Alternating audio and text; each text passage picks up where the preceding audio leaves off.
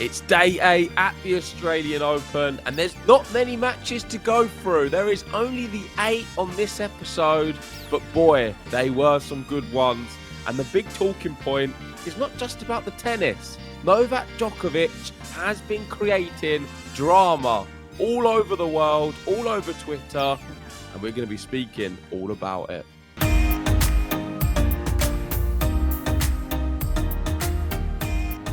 That's right, day 8 in the books, and some of the matches on day 8 were really convincing wins, and none other than Novak Djokovic going through again in straight sets. And I think if you'd have asked him before the last 2 rounds if he wanted a game of checks or checkers, he would have probably picked checkers, but look at him, he's just beaten both of the Czechs. And he's done Jiri Lehecka the same way he did Thomas Mahac. I mean, straight sets against a really dangerous opponent, but that's not the thing that's dominating the headlines. The big thing is his post-match interview with Jim Courier. There wasn't one. And he walked off the court after grabbing the mic and saying thank you to everybody for the support, and just left the court. And it's caused a big stir. And we've had to wait until his press conference to find out why. I mean, this is Novak Djokovic drama, but I think it's slightly warranted, this one. I know that everybody's going to be having their say on this, but do you want me to go through that first, or do you want to go through some of his match first? Let's just quickly read the match and we'll go through that, because my prediction was this was going to be tougher. Jiri Lehecka was unbeaten. He's been quite fortunate with the juju he's casted on his opponents every match and how they've got injured mysteriously after a few minutes of starting. But you can only beat who's in front of you. But he has looked very good this whole tournament and before. And I was expecting this to be a test for Novak Djokovic. I thought Djokovic was going to win, but I had him winning in 5 sets, being very, very tight. And it wasn't like that at all. I mean, he beat him in straight sets, looked very comfortable, played a high level of tennis.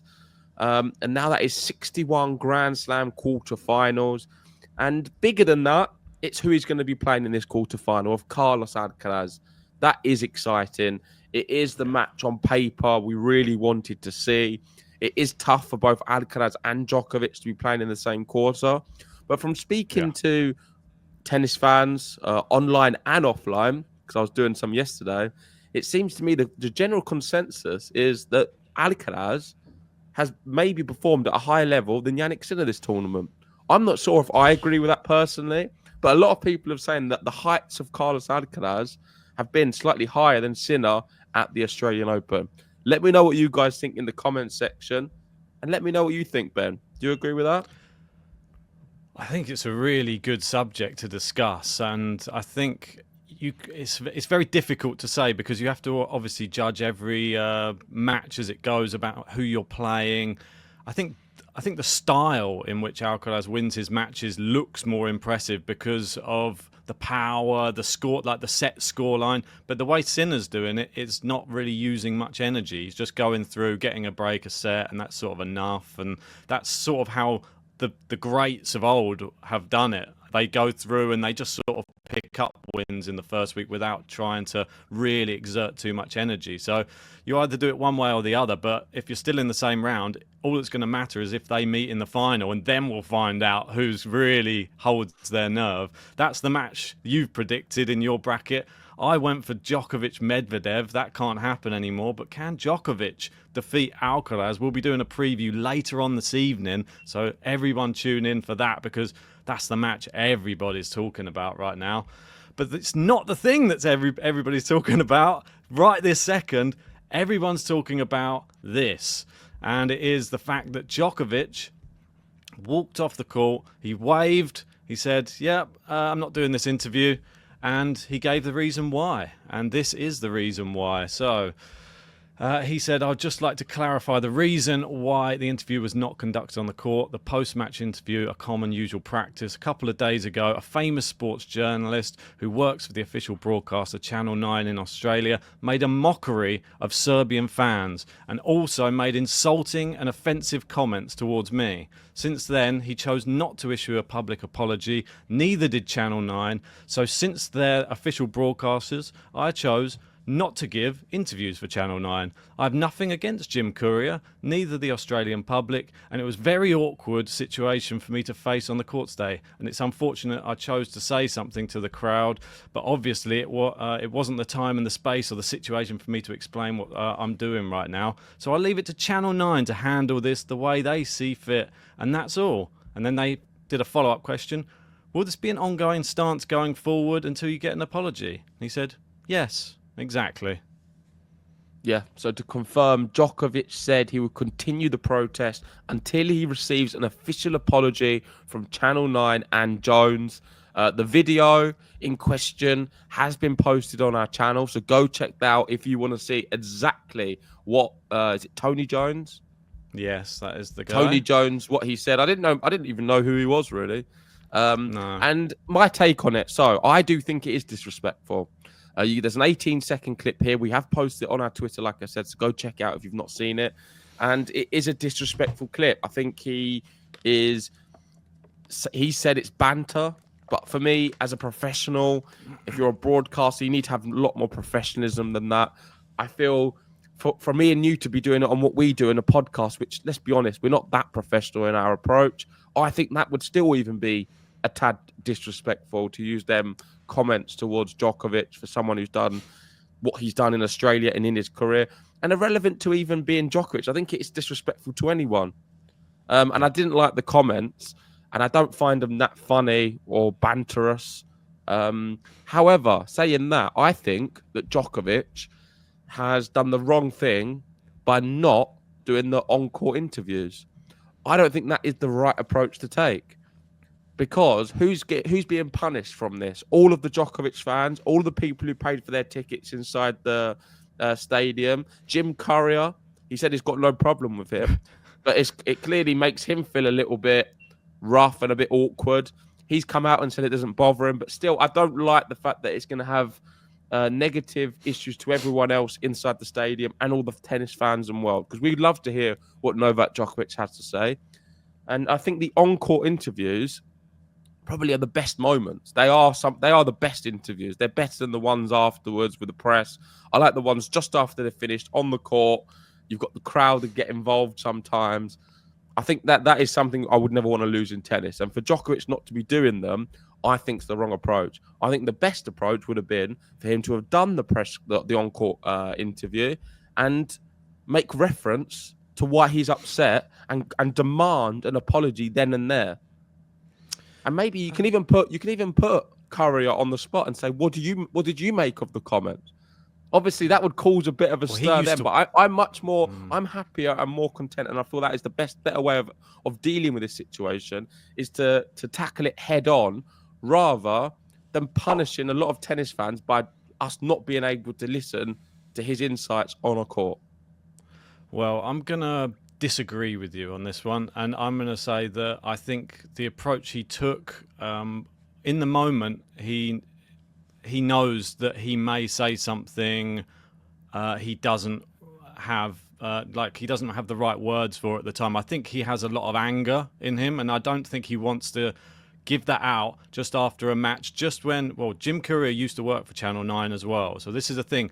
If he was to bring it up and get his thoughts on it, you could be like compromising Jim Courier. Yeah, and that's why he's not doing that. That's why he's not doing that interview because of Jim Courier used to work for Channel 9. No, it's just because it gets televised onto channel. That all of the after court interviews, that is all for Channel 9 essentially. They use all of those. That's why he doesn't want to do them. And Jim Courier has nothing against.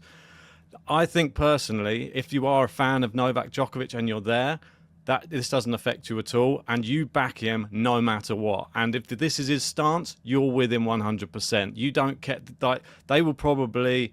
And I'm one of them. I actually think that this is a good stance to come out in the press conference and tell everybody why, because you know you're going to get that question there and then. So he knew he was going to have to answer it at some point, and it gave him a little bit longer to be able to put it into the exact eloquent way of answering it, rather than a hot-headed one just after the tennis.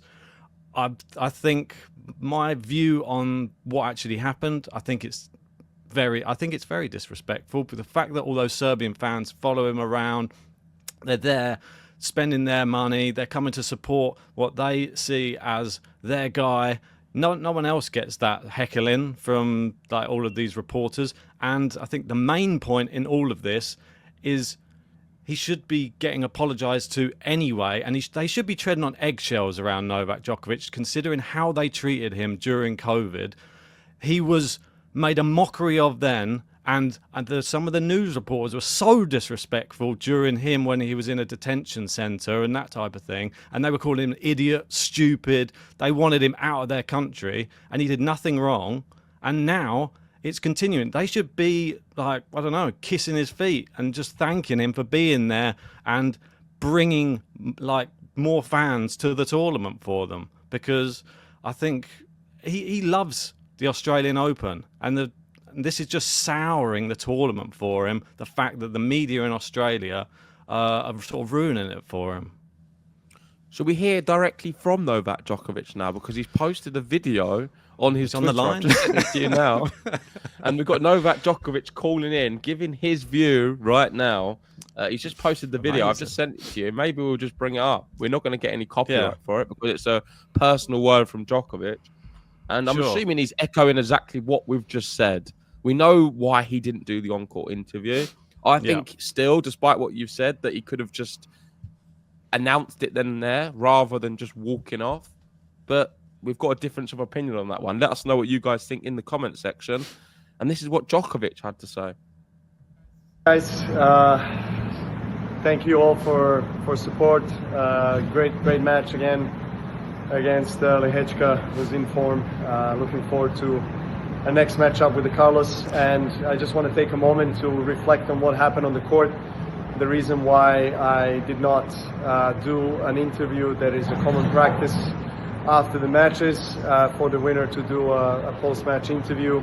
So just wanted to make sure that I clarify with everyone what happened. The reason why I chose not to do that is because a few days ago, a famous sports journalist here from Australia who works for a main broadcaster of Australian Open at Channel 9 decided to mock Serbian fans, and he made insulting and offensive comments towards me. So I was hoping he's going to apologize in public, which he hasn't done yet. Neither did the Channel 9. So that's the only reason why I didn't do the interview. It was, of course, not a great feeling for me, and it was quite awkward on the court. Jim Courier was the one that came out. I have tremendous respect for him, and I always love speaking to Jim. And I know that a lot of people wanted to hear me speak, so I apologize for everyone being on the stadium and not being able to hear me speak, and on the TV as well. But that's the main reason, and I have to stand by, my decision and hold these stands until something is done. So I leave it to Channel 9, and hopefully that situation will change for the next match. All the best. There you go. There we go. Pretty much what we're saying. He said he felt a bit awkward in that moment. And I don't know if you noticed as well, he went straight down the tunnel and went to find Craig Tiley and spoke with Craig Tiley. Do you feel apparently, I'm just reading here that he wanted, if you want to fine me, that's fine. I'll accept the fine. No problem with that at all. I felt positive. I felt really passionate about this, and I don't regret anything.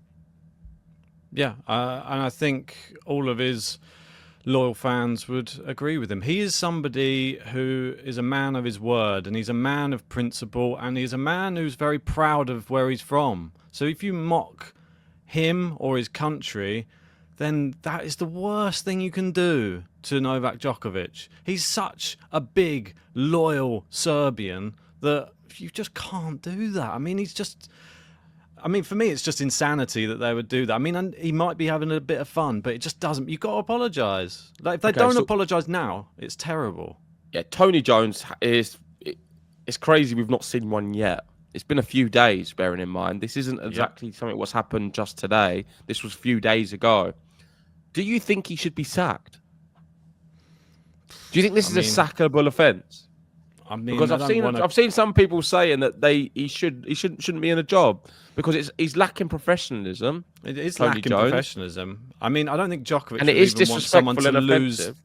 I don't think people like even Djokovic want someone to lose their job over something you could apologise for and then it could go away. If you don't apologise and this is your stance and you think that you have the right to go on like national TV and make a mockery of someone and you get no repercussions, then yeah, that if that's the type of person you are, you shouldn't be working in TV. But Yeah, if I he agree. apologises, I think if he comes out apologises, then it's a bit harsh to lose his job. But yeah, I mean, I've seen things. I've seen people lose their job for less. yes. However, if he's of the attitude that what he was said was just a bit of fun, it was just banter, a joke. I didn't mean it in a derogatory, offensive manner, and he's sort of doubling down with what he said. Then in that case, I think he should not be in the job because you can't have someone who believes that they can get away with speaking in that way. I agree. And I totally do agree. understand. I'm not a big Djokovic fan, as you know, but I totally understand Djokovic's reaction. I support what he's done. And in this situation, I can't find really anything wrong with Djokovic in this. Maybe my only difference was in that situation, I would have done the on-court interview and addressed the problem. I wouldn't have spoken about anything else, just addressed the problem. And I think that would have been my way of dealing with it. But that's not the way you would have chose or Djokovic. So that's the way it is. Well, Jim Courier, when they asked him on the broadcast, they're like, "Oh, he didn't speak to you." He's like, "Yeah, I think what he was really trying to do was get off court because he does another interview off court, and he said he was probably just trying to go and speak to Babs afterwards. That's where the real hard hitting questions come." And I think it was a really nice thing that actually happened off court because she did an interview with him and changed his mood completely, which was just lovely to see. During his off-court interview, he was greeted by his first ever fan, apparently. I don't know how you can claim to be the first fan, but apparently 20 years ago in Australia, he said to Novak back then that you're going to go on and win Grand Slams before he'd won any. And Novak had given him tickets for the event, and then they brought him out, and he had T-shirts on with him with Novak on it. He made Novak put the T-shirt on as well, and Novak was all laughing, joking. He just said that it was great to see them. And the guy had no idea he was on TV. He kept walking in front of the camera, blocking all the shots. He didn't know what was going on, but he seemed like a real nice guy, very chatty. Oh, that explains the T-shirt then. I saw Djokovic wearing it. I didn't know this story at all or where it come from. Yeah, so exactly. But a very nice story, though. Somebody who's been following him since the beginning, and I think he needed that after that little hostile moment, coming off court to have something nice like that, just to bring him back down to like nice heartwarming moment. But yeah, another stat for Djokovic. Let's talk about something more positive. 20. Djokovic is one of two players in the Open era to reach the quarterfinal of at least one Grand Slam men's singles event across 20 seasons, along with Roger Federer. Wow. Big. Yeah, right. I've got nothing to add to the stats. That's all right. I mean, just a we've big seen them stat. all. That's it. And obviously, he's playing this guy next. It is Carlos Alcaraz. Let's get on to his match. And unfortunately, I feel like I've cursed the Brits ever since I said that we're doing well. They've all gone crashing out. And are we surprised? Well done to someone in our comments section who actually said, I see this being a win via retirement of Draper. And that's what it ended up being. 7-5, 6-1, and then gone. He's played a lot of matches, hasn't he? And a lot of sets. He's played 15 sets in the build-up, all of them going to 5.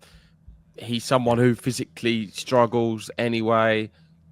We thought that maybe he's turned a corner, the fact that he's able to come through these 5 sets. And I think he has, in a way, because maybe a few years ago, he wouldn't have been able to even get to this stage. Despite that competitive first set, gassed out completely, didn't have anything left, and he reached his ceiling. I think it didn't really matter who he played.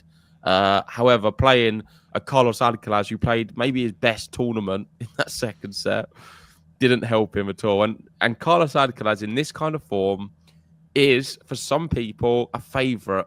Some people, they're looking at him thinking he looks the best. And I think the eye test with Carlos Alcaraz always makes him look like the best player in the world.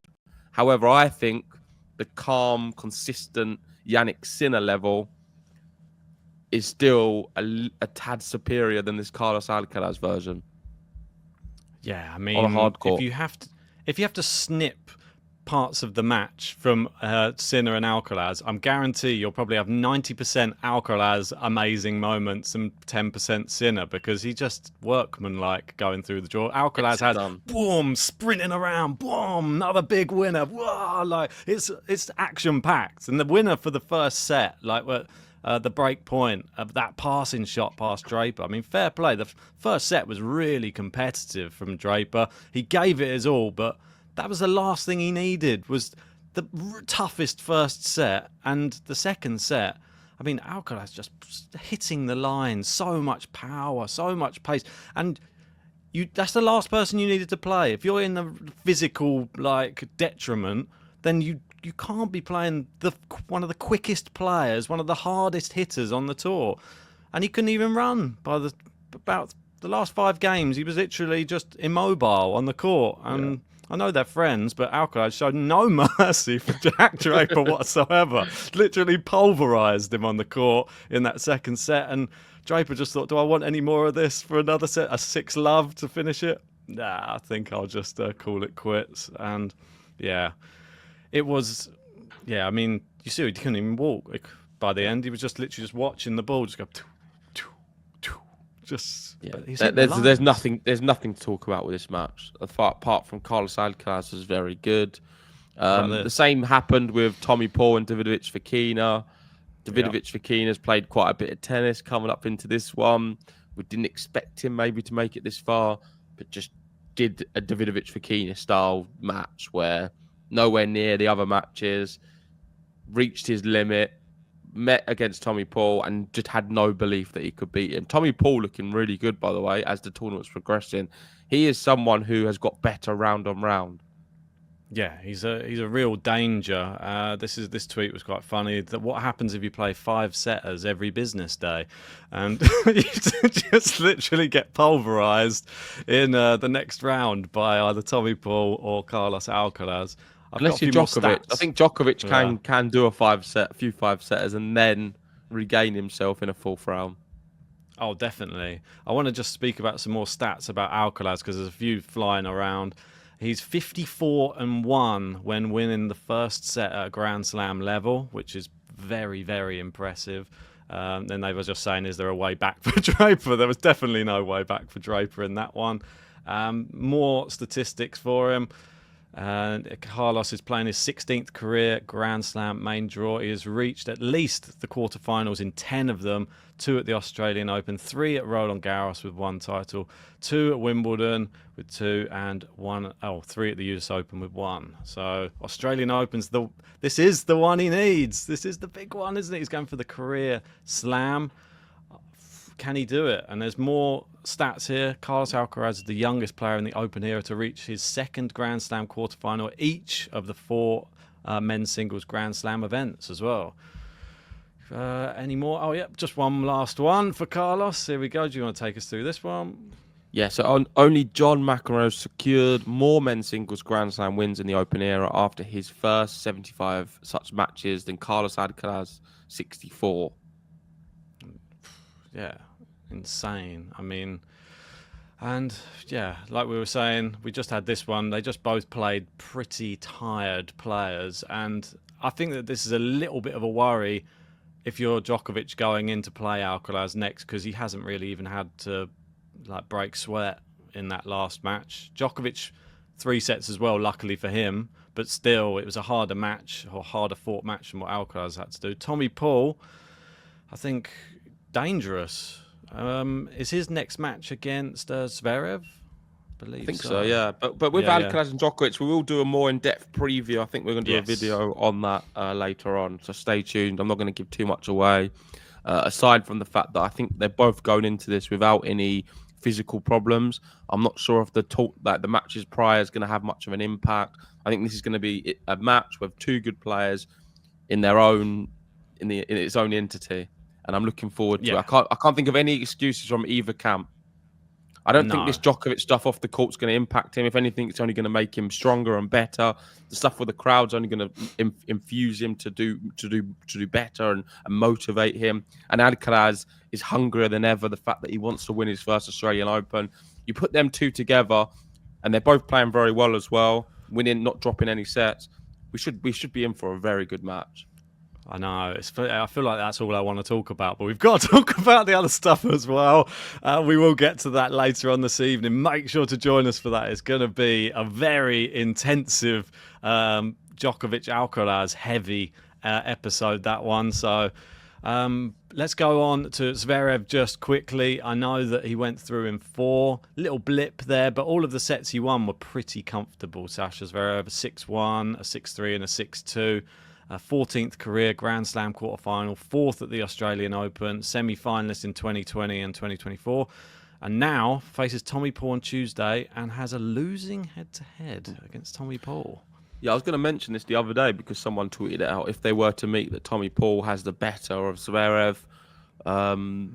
It's changed the perspective because I didn't know that, and I would have thought Zverev would have too much for Tommy Paul. Now I know that. I think it's going to be a really close matchup. One which I think could go the distance and we could see a 5-set match. Yeah, I mean, have they ever met in a slam before? I don't think so. So that's where the only difference is. First slam meeting for those two. And to go from one American in Tommy Paul, who's doing fantastically well and flying the flag, to going to the women's. And the lady flying the flag is obviously Coco Gauff. She goes through in 3 sets this time against Belinda Bencic, who you have to take your hat off to. She's had a fantastic tournament at the Australian Open. Didn't expect it from her. And to take the first set against Coco, I thought she looked brilliant out there on court. She was doing everything, moving Coco around, lobbing her, drop shots, all sorts. But Coco's just got an iron will these days. She lost that first set and then dominated for the next 2, 6-2, 6-1 in the final 2 sets. And she'll face Paula Badosa on Tuesday. I think she did this last year, Coco Gauff, losing the first set and then getting better as the match goes on. But she's definitely developed so much, even from the start of last year to now. I think she's improving consistently. And I can understand why you put her as your number one based on the way she's been playing. I thought she was going to start this year not in the same way she left it, but she's just continued at that same level. If anything, improved the forehand quite a bit. Looks a lot more comfortable behind her serve. And is able to get through tough matches. Even if she loses the first set, her head never drops. She's always got a very positive attitude. And I think your good friend Emma Raducanu could learn a lot about the Coco Gauff attitude. Well, definitely. I mean, if Coco ever gets rid of her coaches and Raducanu needs a new one, I think that's the perfect place to pick one up from, because the mentality of her right now is the thing that's winning her tennis matches. I'm so pleased for her, the fact that she's got rid of that negative attitude, or the fact that you get a bit down in the dumps and she gets a bit sulky on court. She used to be like that, Coco, maybe a year or 2 ago. Now she has belief that she can come back in any match. Her message after the match was a little bit strange. Did you see this? Obviously, it's big news in the TikTok US stuff. Yeah, I did see it. R.I.P. TikTok USA. Donald Trump getting rid of TikTok in America. And maybe, I'm not so bothered about this. Maybe this is a younger generational thing. This is probably impacting the world hugely in the US and people of Coco's age. But yeah, TikTok disappearing. Maybe Sabalenka will be devastated. No more dancing from her. I mean, you can do it on Instagram Reels or True. YouTube, like we're on. You can do YouTube Shorts. There's plenty of other platforms. But with TikTok, there is people with that algorithm. It's different to other algorithms. And there's a lot of people in the US who make their whole living just on TikTok. So it's going to impact millions of people. You won't believe it. And Trump, I think, is in talks to maybe reinstate it. He's dealing and working with TikTok. I think what they want, obviously, is American ownership for them to enable TikTok. without any Chinese influence. But that's more on the politics side of things. TikTok is still working in the UK. I tested it earlier, and we still have TikTok. And that's the one thing that I find with Coco. All of her messages tend to be, if she can do something political or there is something going on in the world, she will always address it. And that not many other players do that. So fair play to her. She gets herself involved with I think she's current into events. politics, Ben. Yeah. She just likes politics. She's quite a big voice, I think, for not just women, not just tennis players, just in the world. She knows she has a voice and she likes to use it. So fair play to her. And she'll be playing none other than the surprise package, I feel, of the women's draw, Paula Badosa. Wow. I mean, what she did in this match, coming back from 5-2 down in the second set when Danilovic looked like she was going to run away with it, she's really improved it. And is this because she's switched Tsitsipas from the stands to the box now? He's made it into the Badosa box. And she looks a lot calmer now. He's down in the box and managed to win in straight sets. I thought it was amazing. I think she's just had a really nice draw, mate. I wouldn't read massively into Badosa being back and being a great player. I think she's a player who's sort of between 10 and 20 in the rankings. That's her level. She's got a really good performance in there at times. I like her on the hard courts more than any other surface. But her draw's been nice. It's not been that tough at all. Let me bring it up so I can reference it. It was Wang, Gibson, Kostyuk, and Danilovic. Kostyuk being on paper the toughest match. It went to 3 sets. But Kostyuk, for me, I don't think is as good as you've given her credit for. I think she had a really good year last year, but I don't expect her to do great this year. Yeah, I mean, wait and see on that one. Still very young. But yeah, Paula Badosa reached 2 quarterfinals in the last 2 slams. So you can see that she's definitely putting the hard work in on the practice courts. Hopefully she's inspiring Stefanos Tsitsipas to do something on the men's side as well, but it hasn't proved to be the case. Some people are saying him going out early and her going through, she gets all of his attention now for the whole tournament. So maybe that's what's inspiring her to do a little bit better. I think it's nonsense, and she's got a really nice draw, and there's nothing else inspiring her apart from the fact that she's just played 50 in the world to get to the quarterfinal. She got to 1 quarterfinal in her first 18 Grand Slams, and now she's got to 2 in her last 2. So there you go, some interesting stats for Badosa. She played really great tennis. I think she showed some good fight. Obviously, can't do much about the draw. Sabalenka we'll speak about next, and she is now the youngest player to win 18 consecutive Grand Slam matches on hard court since Serena Williams in 2002 to 2004.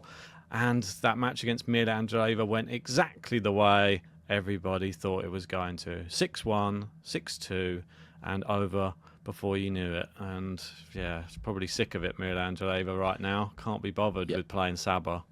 Sabalenka played her best match of the tournament, best match of the year so far. She's really peaking at a good time, looking like the one who's going to win this title, not dropping a set. Doesn't look close to winning it, dropping any sets. No. And yeah, I think with Mirra Andreeva, there was a defeatist attitude coming into the match. She didn't want to play her. She always referenced the fact that, I'm not looking forward to playing her. I keep playing her. And I think she needs to maybe have a little bit more belief in her game that she can do more. I think she would have lost irrelevant if she had belief or not, but you never know. Could have been a bit tighter if she gave a bit more and didn't have such a defeated attitude. Yeah, it's easier said than done when you play Sabalenka, and the same with Raducanu as well. Easier said than done. You're playing Iga, you're playing Sabalenka. When these two do really play well, there's not much you can do the other side. All you can do is just have a good mindset, keep giving it your all, and hope that their level drops off where you can capitalize on that. I feel like if Sabalenka's level did drop off, Mirra Andreeva was not there ready to capitalize, and that's the problem.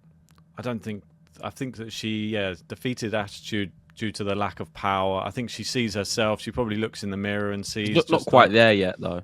She's not the finished product, nowhere near. So I think give her another few years. She will gain more power. She'll probably do a lot more work in the gym. And I think, ever improving, still a young talent. And the fact that she can go all the way through a draw until you meet someone like a Sabalenka, and that's when you go out, that's still a great sign. You're still beating the rest of the players on the tour. You're just losing to the best player on hard courts in the women's game.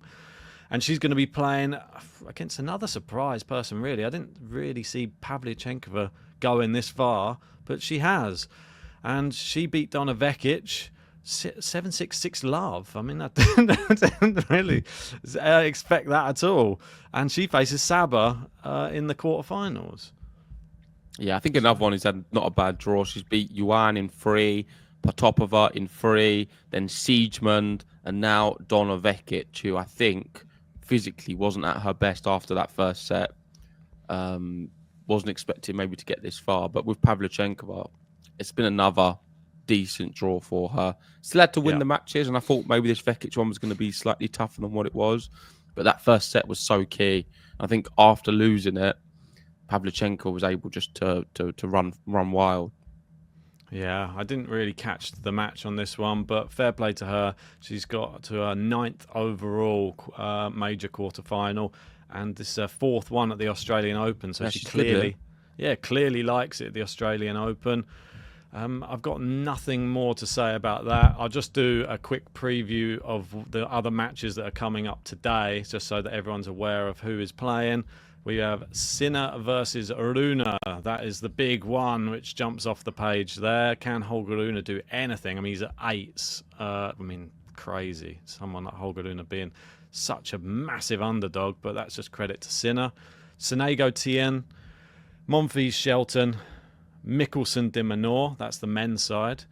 And we got Kudermetova versus Svitolina, Rybakina Keys, Navara Kasatkina, and finishing off with this one, even bigger, lopsided 17s for Eva Leist versus Iga Swiatek.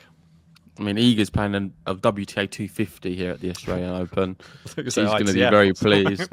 Could be an ITF, maybe. No, that's a bit harsh. Definitely a WTA event, but still, you've got to beat who's in front of you. Looking at it, I think this is very promising for American tennis. Look at the amount of American players, and I think all of the American players actually have a chance of winning their match. And I include Mikkelsen in that. So very, very exciting for them. And they've got a real hope for the future, I think, American tennis, especially with that TN guy. I didn't realise he was this good. Credit to you for picking him. But this is a proper nation of future talents to get behind, like Italy as well. The Czechs have got some. And it's a shame we don't have this positive future in the UK.